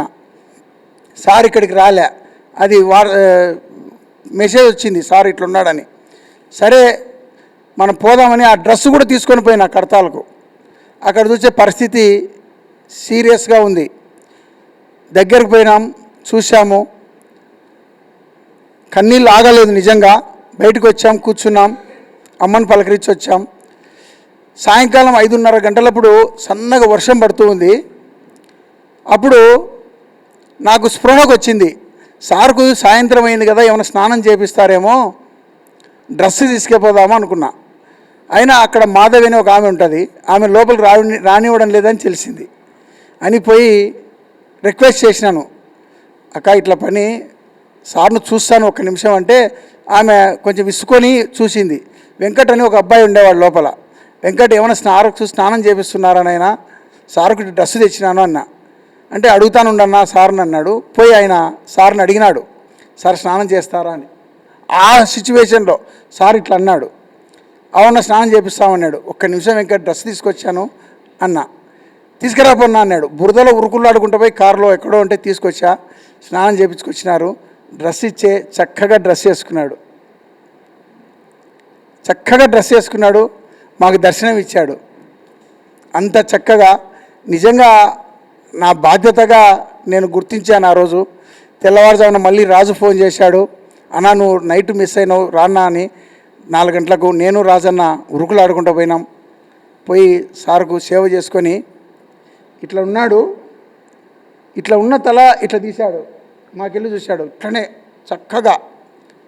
మళ్ళీ నాకెళ్ళి చూసి మళ్ళీ ఇట్లా తల ఇట్లని మళ్ళీ రాజన్నకెళ్ళి చూసినాడు. చూసి కొద్దిసేపు ఇట్లా అన్నాడు.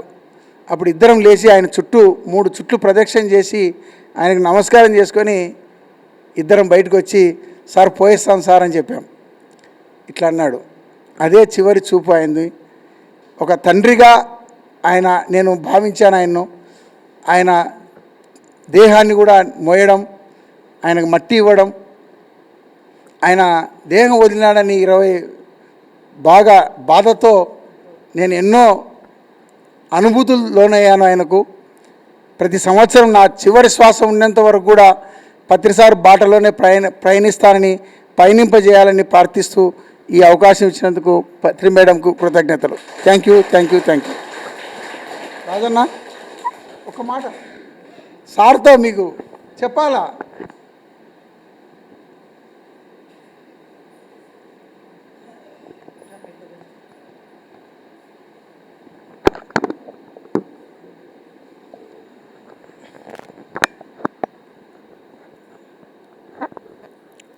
ఇక్కడికి వచ్చినటువంటి ఆత్మబంధువులకు అందరికీ నా యొక్క ఆత్మ ప్రణామాలు. ఇక్కడ ఉన్నటువంటి మహాయోగులు యోగీశ్వరులకు, గురుపత్ని అయినటువంటి స్వర్ణమాల అమ్మగారికి నా యొక్క ఆత్మ ప్రణామాలు. గురు బ్రహ్మ గురు విష్ణు గురుదేవో మహేశ్వర గురు సాక్షాత్ పరబ్రహ్మ తస్మై శ్రీ గురువే నమః అని అంటారు. తల్లి, తండ్రి, గురువు, దైవంగా ఈ యొక్క పిరమిడ్ స్పిరిచువల్ సొసైటీ జర్నీలో 2003 పరిచయంలో అయినాల నుంచి కూడా తల్లిగా కానీ, తండ్రిగా కానీ, గురువుగా కానీ, దైవంగా కానీ ఈ యొక్క బ్రహ్మర్షి సుభాష్ పత్రి, స్వర్ణమాల అమ్మగారు వాళ్ళే అన్ని రకాలుగా అని చెప్పి ఈ యొక్క సోల్ జర్నీలో జీవిస్తూ ఉన్నాం. ఇంతవరకు మిరాకిల్ అనేది ఏం కాదు, ప్రతిరోజు మిరాకిలే ఉంది మనం చేసే పనిలో కానీ, నడిచే బాటలో కానీ. ఎందుకంటే సారు ఒకసారి 2011లో కడతాల్లో పోతుంటే, సారు ఒక్కడే పోతుంటే నేను కొంచెం దూరాన్ని ఉండి సరే ఒక్కడే పోతున్నాడు కదా అని చెప్పి కొంచెం ఉరుక్కుంటూ పోయినా. ఆ యొక్క శబ్దానికి సారు వెనక్కి తిరిగి చూసి ఏం నాయనా అని చెప్పి అన్నాడు. అంటే నేనుండి దేవుని దయ వల్ల బాగున్నాను సార్ అని చెప్పి చెప్పడం జరిగింది. మళ్ళీ నాకు వెళ్ళి చూశాడు, మళ్ళీ నేను నగాను, మళ్ళీ అడిగాడు. అడిగితే మళ్ళీ అదే మాటని చెప్పాను. అప్పుడు కర్మ వల్ల బాగున్నావు, కర్మదయ వల్ల బాగున్నావు అని చెప్పి పలికిచ్చినాడు. నిజంగా ఆ యొక్క మాట, ఆ యొక్క పదం అనేది జీవితంలో రాసి పెట్టుకోవాల్సినటువంటిదే. ఎందుకంటే ఒడిదుడుకులు అనేటివి మానవ జన్మలో ఎన్నో రకాలుగా, ఎన్నో విధాలుగా వస్తుంటాయి. అవి అధిగమించడానికి అని చెప్పి ఆ రోజు ఆయన ఇచ్చినటువంటి సందేశము. ఎందుకంటే ఎన్ని బాధలో పడినాము, ఎన్ని రకాల సమస్యలు ఎదుర్కొన్నాం, కానీ అవి బాధలు కాదు, సమస్యలు కాదు, మన యొక్క ఆత్మ ఎదుగుదల కొరికే అని చెప్పి ఎన్నో రకాలుగా సార్ ఇచ్చినటువంటి కాన్సెప్ట్ రూపంలో తెలుసుకోవడం జరిగింది. అంతకన్నా ముఖ్యమైనటువంటిది ఏమిటంటే, అశోక గార్డెన్లో సార్ యొక్క బర్త్డే జరుగుతున్నప్పుడు మేమల్లా కూడా బెదంచెల నుంచి 2 జీపులు తీసుకొని పోవడం జరిగింది. అక్కడ సార్ డోర్ తీస్తూ నేను అంటే ఇక్కడ వచ్చినప్పుడల్లా సార్ నన్ను గుర్తిస్తున్నాడు కదా, చూస్తున్నాడు కదా అనే ఒక చనువుతో ఆ డోర్ తీయడం జరిగింది. అప్పుడు నాకెళ్ళి బిర్రుగా చూసి అసలు నువ్వు ఎవరివి అని చెప్పి చాలా ఒక బొటికనేలు ఏలు పెట్టి అదే పనిగా 3 సార్లు అన్నాడు. ఆ రోజు చాలా భయపడినా. ఎందుకంటే ఆడ కొడతాడో అన్నట్టు. మనం ఫస్ట్ టైం అట్లా ఆ విధంగా సార్ను అంత సీరియస్గా చూడడం అనేది.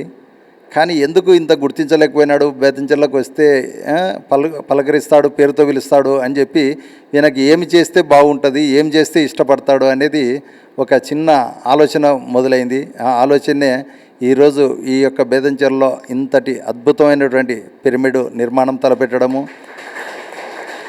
ఎంతోమంది ఆత్మలకు ఎదుగుదల కొరకు ఈ యొక్క అవకాశాన్ని నా చేత కల్పించబడినది. నేను ఆ యుక్తి శక్తి ఏమీ లేదు. మీ అందరూ ఇచ్చినటువంటి ధైర్యము, మీరందరూ ఇచ్చినటువంటి సహకారం, మీరందరూ ఇచ్చినటువంటి ప్రోత్సాహం వల్లనే ఈరోజు ఇంత అద్భుతంగా, ఇంత వైభవంగా ఎంతోమంది ఆత్మ ఎదుగుదల కొరకు ఉపయోగపడుతున్నా అని చెప్పి నేను మనసా వాచ త్రికరణ శుద్ధిగా చెప్తూ ఉన్నాను. ఇలాంటి ఎన్నో రకాలుగా ఆ సార్ యొక్క మెసేజ్ అద్భుతంగానే ఉంది. నాకు వ్యక్తిగతంగా లేదు, కానీ ఆధ్యాత్మిక మార్గంలో ఎన్నో రకాలుగా అనుకున్నప్పుడు ఇబ్బందులు కలిగినప్పుడల్లా ఏదో రూపంలో పుస్తకం అనేది మేడం గారు ఇప్పుడే చెప్పారు. ధ్యానం ఎంత ముఖ్యమో స్వాధ్యాయం అంతే ముఖ్యము, అంతకన్నా ముఖ్యము ధ్యానుల యొక్క అనుభవాలు పుస్తక రూపంలో పొందబడిచినప్పుడు అవి ఉత్కృష్టమైనటువంటి గ్రంథాలుగా ఏర్పడతాయి. ఆ యొక్క గ్రంథాలను చదివినప్పుడు మన విజ్ఞానమయ కోశాన్ని శుద్ధి చేయబడుతుందని చెప్పి తులసి దళంలో సారు ఒక పేజీలో ఇవ్వడం జరిగింది. అంటే ధ్యానం ఎంత ముఖ్యమో స్వాధ్యాయం అంతే ముఖ్యము, అంతకన్నా ముఖ్యము సజ్జన సాంగత్యం, ఆచార సాంగత్యం. అందుకే సార్ అంటుంటాడు, పిరమిడ్ మాస్టర్లు అంటే ఒక పిరమిడ్ యొక్క భుజాలు 4, ఈ 4 ఉన్నప్పుడే మనము ఆత్మ ఎదుగుదల కొరకు అని చెప్పి. కాబట్టి నిరంతరము ఈ బెదంచెల్లో స్వాధ్యాయం అనేది లైబ్రరీ ఉంది, సజ్జన సాంగత్యము మనము పౌర్ణమి జరుపుకుంటున్నాము. అలాగే ధ్యానానికి ఎప్పుడు ఉదయం 5 గంటల నుంచి రాత్రి 9 గంటల వరకు మనము తెరిచే ఉంటాము. అన్ని రకాలుగా మనకు పరిష్కారానికి దొరికే మార్గాలు ఎన్నో రకాలుగా ఉంది. కాబట్టి ఈ యొక్క అవకాశాన్ని ప్రతి ఒక్కరూ వినియోగించుకోవాలా. ఎందుకంటే ఉదయం పూట సాయంత్రం పూట చాలామంది ధ్యానానికి వస్తున్నారు. సజ్జన సాంగత్యానికి కూడా పౌర్ణమి నాడు కానీ మనం ఆదివారం నాడు కానీ అన్ని విధాలుగా వస్తే ఎన్నో రకాల విషయాలు మనము తెలుసుకోవచ్చు. ఎందుకంటే మనం అనుభవించేది కొన్ని రోజులే, కొంతనే, కానీ పుస్తక రూపంలో ఉన్నటువంటి గ్రంథాలు అవి పుస్తకం కాదు వాస్తవంగా, అవి గ్రంథాలు. ఆ గ్రంథాలు వాళ్ళ యొక్క జీవితంలో అనుభవించి సారాంశాలలో ఇచ్చినటువంటిది కాబట్టి ఆ పుస్తకాలు కూడా మనం నిరంతరము కొనుక్కోవాలా, చదువుకోవాలా. Okay master, thank you, thank you, thank you.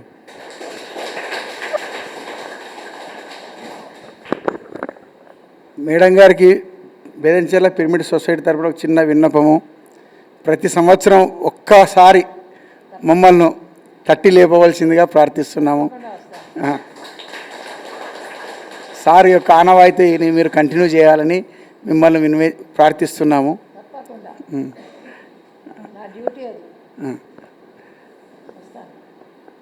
Madam గారికి గట్టిగా క్లాప్స్ మాట ఇచ్చారు మనకు.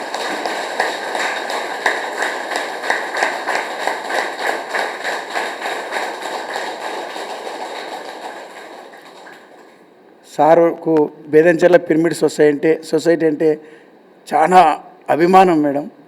ఈ బేదంచెర్ల సొసైటీని సారు కోహినూరు వజ్రంతో పోల్చారు. బేదంచెర్ల సొసైటీ అంటే కోహినూరు వజ్రం అయ్యా అనేవాడు. అలాగే ఉంది ఈ సొసైటీ, అలాగే ఉంటుంది కూడా, నిరంతరం ఇలాగే కొనసాగుతూ ఉంటుందని మీకు మాటిస్తున్నాము. Thank you masters.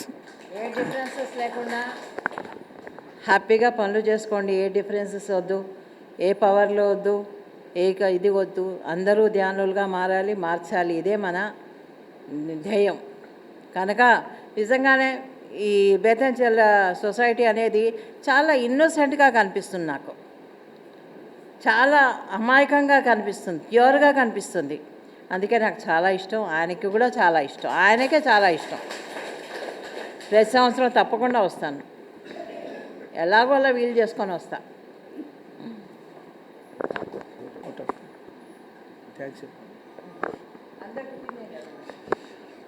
ఇంత మహాభాగ్యాన్ని మనకు అవకాశాన్ని ఇచ్చినందుకు మన బేదంచెర్ల పిరమిడ్ స్పిరిచువల్ సొసైటీ తరఫున అమ్మగారికి మరొక్కసారి హృదయపూర్వక ధన్యవాదాలు, కృతజ్ఞతలు. లేచి క్లాప్స్ కొట్టండి గట్టిగా. అమ్మమ్మ గట్టిగా క్లాప్స్. ఏమిచ్చినా తక్కువే.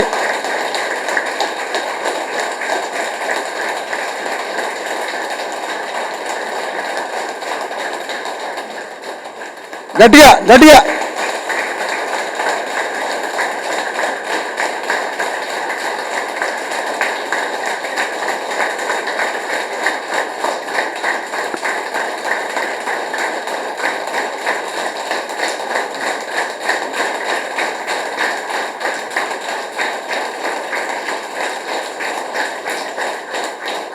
Thank you, thank you, thank you.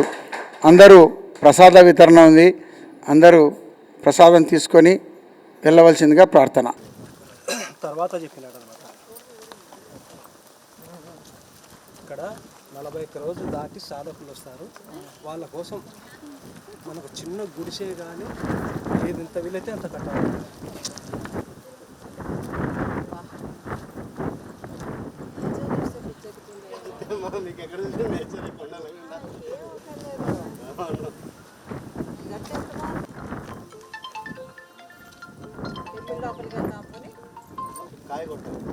ఇక్కడ కొట్టాలా? అయితే కూర్చుందండి. కుర్చీ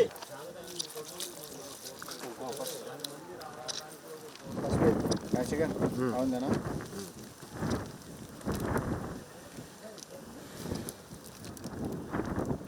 సరే సరే.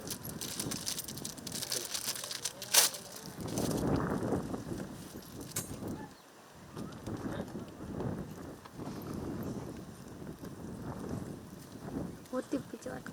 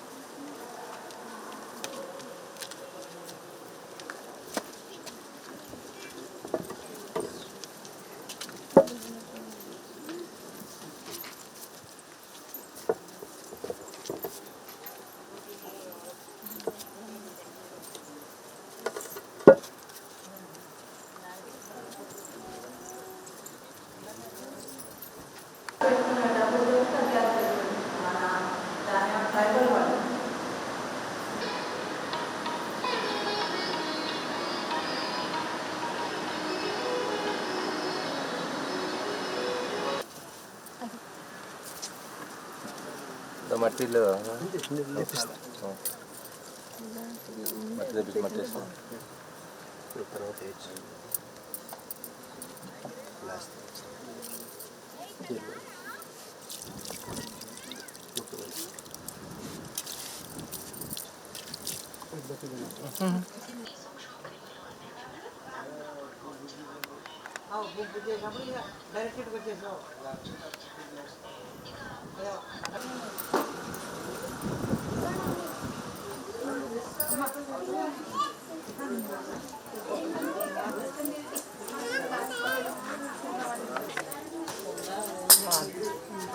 చక్క ముద్దుగా ఉంది. చిన్న చిన్నగా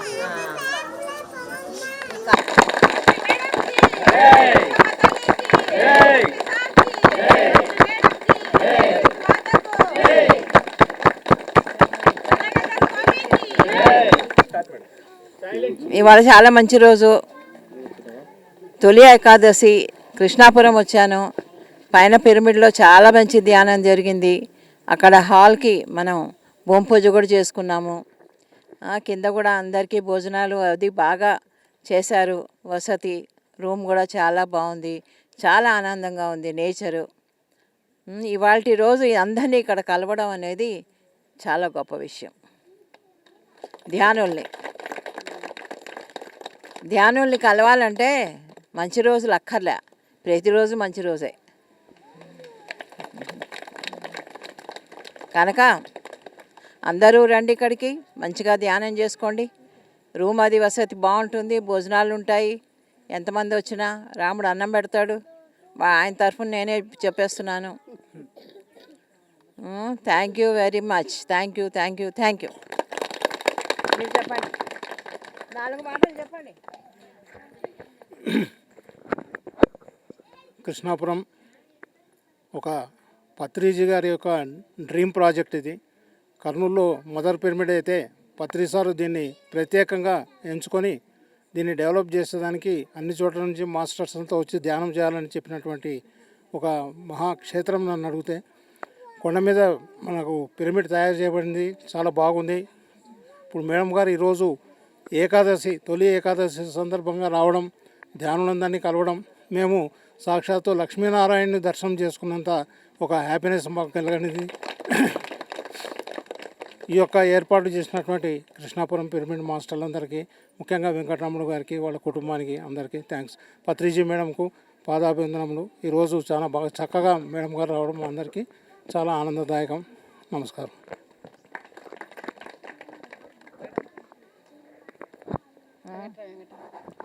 మాట్లాడు. ఇక్కడ వచ్చిన ధ్యానులందరికీ నా ఆత్మాభివందనలు. అమ్మకు నాన్నకు నా ఆత్మాభివందనాలు. చాలా ఆనందంగా ఉంది. ఈరోజు అమ్మని చూస్తే అమ్మలోని నాన్నని చూసుకున్నాను. ఈరోజు తొలి ఏకాదశి, ఈరోజు తులసమ్మ చెట్టు కూడా పెట్టాము. చాలా ఆనందంగా ఉంది. ఈ అదృష్టం ఇచ్చినందుకు ప్రకృతి మాత కూడా ధన్యవాదాలు చెప్పుకుంటున్నాను.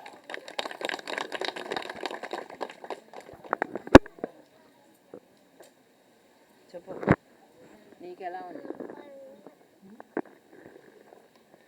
ఇక్కడ వచ్చినటువంటి ఆత్మ ధ్యానులకు, మా అమ్మ స్వర్మర అమ్మకు, మన గురువు అయినటువంటి పత్రిసారికి ఎంత చేసినా, మనం ఎన్ని సేవలు చేసినా కానీ ఇక్కడ ప్రజలకు వచ్చినటువంటి ధ్యానులందరికీ సేవ చేస్తే దాని ఆనందం వేరుంటుంది.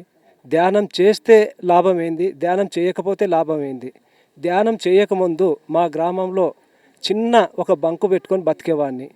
తర్వాత ఆ బంకు నుండి ఆ మహానుభావుడు ఎక్కడుంటాడో ఏమో తెలియదు, కోటేశ్వర రెడ్డి ద్వారా నేను ఈ పూజన కార్యక్రమంలోకి వచ్చి రవి, శేఖరు, శ్రీనివాసులు, చంద్రమోహన్ అనే పిల్లలు ధ్యానం తెలిసి నాన్న ఇట్లా ఉంటుందని చెప్తే అది ధ్యానం అనేది తెలియదు. ఇదే అనంతరామణ స్వామి సన్నదికి పూర చెట్లల్లో గుట్టల్లో వచ్చి పూజ చేసుకునేవాడిని. అది అట్లా పోయి ఇట్లా పోయి ఇట్లా పోయి నాకు అసలు ఆ గురువు పత్రిసారి ఎవరు కూడా తెలియదు, ఈ ధ్యాన మందిరం ఎట్లా ఉంటుందో తెలియదు. కొన్ని రోజులు ఇండ్లు వదిలేసి రాత్రులు కొండలు పోయి పూజ చేసుకునేవాడిని. ఆయన ఎట్లా ఉంటాడంటే, కొంతమంది మహానీయులు ఎక్కడో కొండలు కోనలు పోయి తపస్సు చేస్తే వరం ఇస్తాడంట.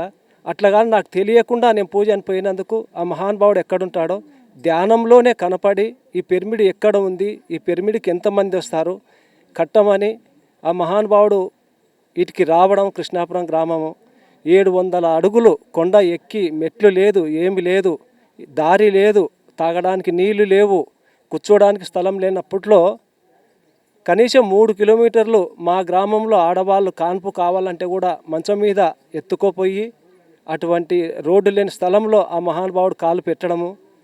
ఆయన పాదం పెట్టిన తర్వాత ఇప్పుడు ఎలా ఉన్నాము. మరి ఇప్పటి వరకు అమ్మ ఏనాడు కూడా మా దగ్గరికి రాలేదు. వస్తా అనుకుంటేనే మరి ఈ సమయానికి ఈరోజు మా గ్రామంలో ఎంతో అద్భుతంగా జరుగుతుంది పీర్ల పండుగ అనుకున్నాము. కానీ అటువంటి రోజే ఒక శక్తి స్వరూపంలో మా ఊరికి వచ్చి ఈరోజు మమ్మల్ని అందరినీ పావనం చేసి పోయినందుకు ఇప్పటి నుండి ఇంకా అందరం చేయి తోడు చేసి మరి 41 రోజు అనుకున్న హాలు కూడా మరి భూమి పూజ చేసిందమ్మ. అన్ని వస్తువులు వచ్చినాయి. దానికి కావాల్సినది ఏంటంటే మనం బేల్దారికి కావాల్సిన డబ్బులు మనకు ఏర్పాటు కావాలా, అది కూడా అవుతాయి. మరి అమ్మ వచ్చింది కాబట్టి అవి అన్నీ అయిపోయి మొదలు పెట్టిన తర్వాత మొత్తం గ్రీనర్ వచ్చేస్తుందాడ. అమ్మ చెప్పినట్లు ఏవైతే చెప్పిందో అదే ప్రకారం చేస్తామని ఈ వచ్చినటువంటి ధ్యానులందరికీ మా గ్రామ ధ్యానమిత్రుల తరపున, ప్రజలందరి తరపున ప్రతి ఒక్కరు వచ్చి ఇక్కడ ఉన్నది భోజనం చేసుకొని హాయిగా ధ్యానం చేసుకోవాలని కోరుకుంటూ, కర్నూలు మాస్టర్స్కి, డోన్ మాస్టర్స్కి, వెల్దుర్తి, బేదంచెర్ల ఇంకా ఎందరెందరో మాస్టర్ల కల్లా నమస్కరించుకునేది ఏంటంటే ప్రతి ఒక్కరూ సహకరించినారు. వాళ్ళ ఆశీస్సులు ఉండాలని, మా అమ్మ ఇంకా మరీ వచ్చి ఇక్కడే ఉండి మమ్మల్ని అందరినీ చల్లగా చూడాలని కోరుకుంటున్నాం మాస్టర్స్.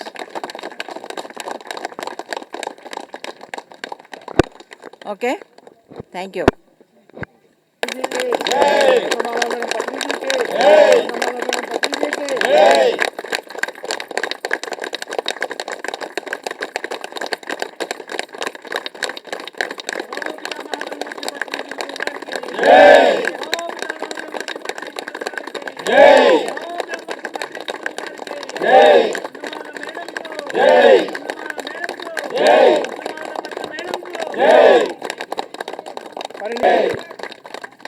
అందరు గురువులకు